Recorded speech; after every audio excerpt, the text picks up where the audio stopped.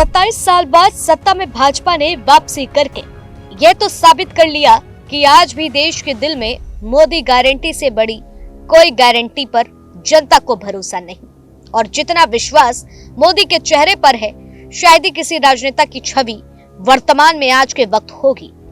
सत्ता की चाबी मिल गई, विधायकों का चयन हो गया, मगर सवाल है कि अब दिल्ली का किंग कौन होगा?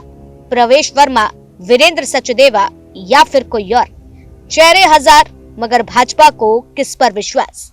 भारतीय जनता पार्टी की छवि को लेकर हमेशा से कहा गया है कि यह अपने लिए किए गए निर्णयों को से सबको चौंकाने का काम करती है, और यही खासियत तमाम राजनीतिक दल से उसे बेहद अलग बनाती है। कहने वाले तो यह भी कहते हैं कि भारतीय जनता पार्टी के निर्णय मानो कि जहां ना पहुंचे रवि वहां पहुंचे कवि वाला ही प्लान रहता है। तो अब ऐसे में सवाल है कि गंगा के छोर से किसे वो दिल्ली का किंग बनाने का विचार कर रहे हैं। वैसे देखा जाए तो कई नाम ऐसे हैं जो इस वक्त चर्चा का विषय हैं, जिसमें सबसे पहले प्रवेश वर्मा। इन्होंने अरविंद केजरीवाल को हराया और इनके पिता 3 दशक पहले दिल्ली के सीएम थे। विजेंद्र गुप्ता बीजेपी उम्मीदवारों से सबसे बड़े अंतर से रोहिणी से जीतने वाले पूर्व नेता प्रतिपक्ष हैं। वीरेंद्र सचदेवा प्रदेश अध्यक्ष। वीरेंद्र सचदेवा ने प्रदेश इकाई में गुटबाजी खत्म करने में बहुत ही अहम भूमिका निभाई है। वहीं सतीश उपाध्याय, दिल्ली बीजेपी के पूर्व अध्यक्ष सतीश उपाध्याय भी दौड़ में हैं। पवन शर्मा, उत्तर नगर सीट से उम्मीदवार को हराने वाले पवन शर्मा का नाम सीएम रेस में शामिल है। अजय महावर 2020 से 2025 तक विधानसभा में बीजेपी के चीफ व्हिप रहे अजय महावर ने दूसरी बार गोंडा सीट से जीती है। पंकज सिंह, बिहार के बक्सर जिले के डॉक्टर पंकज सिंह ने विकासपुरी निर्वाचन क्षेत्र में जीत हासिल की है। रही बात अभय वर्मा की, तो लक्ष्मी नगर विधानसभा सीट पर बीजेपी के अभय वर्मा ने जीत का सिलसिला बरकरार रखा है। इन्होंने यहां लगातार दूसरी बार जीत हासिल की है। तो ये वो कुछ नाम हैं जिन पर भारतीय जनता पार्टी भरोसा जता रही है, नाम मीडिया में लगातार चल रहे हैं। तो वहीं दूसरी ओर दिल्ली चुनाव में पूर्वांचली मतदाताओं की भी अहम भूमिका रही है, और आगामी बिहार चुनाव को देखते हुए बीजेपी इस फैक्टर पर भी विचार कर सकती है। ऐसे में बक्सर जिले के डॉक्टर पंकज सिंह के नाम पर पार्टी विचार कर सकती है।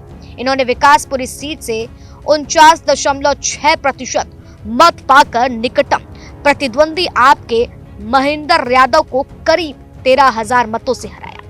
बता दें कि उनके बड़े भाई मनोज सिंह सर्वोच्च न्यायालय के अधिवक्ता हैं, जबकि इनके पिता स्वर्गीय राजमोहन सिंह दिल्ली के आयुक्त पद पर थे। इतना ही नहीं, जीत के बाद देखा गया था कि कार्यकर्ताओं से मुलाकात के बाद और दिल्ली वासियों का अभिनंदन करते हुए पीएम मोदी ने पूर्वांचलियों से कितना खास रिश्ता है, इस बात का जिक्र किया था।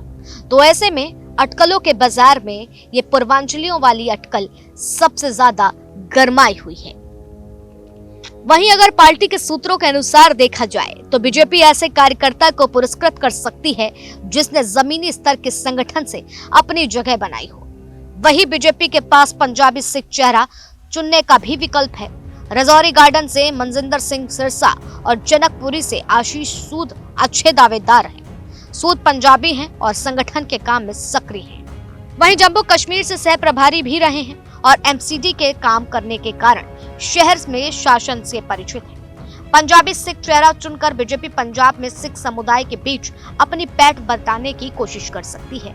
इसके अलावा पार्टी जाट और वैश्य फैक्टर भी अहम माने जा रहे हैं। हालांकि बीजेपी अक्सर चौंकाने वाले फैसले लेती आई है, इसलिए अंतिम नाम किसी को भी चौंका सकता है। बता दें, बीजेपी दिल्ली में आखिरी बार 1993 से 1998 के बीच सत्ता में थी। इस 5 साल की अवधि के दौरान पार्टी के 3 मुख्यमंत्री बनाए, जिनमें मदन लाल खुराना, साहिब सिंह वर्मा और सुषमा स्वराज का नाम शामिल है। अब नाम तो बेशुमार हैं, लेकिन मोहर किस नाम पर लगेगी, ये सवाल है।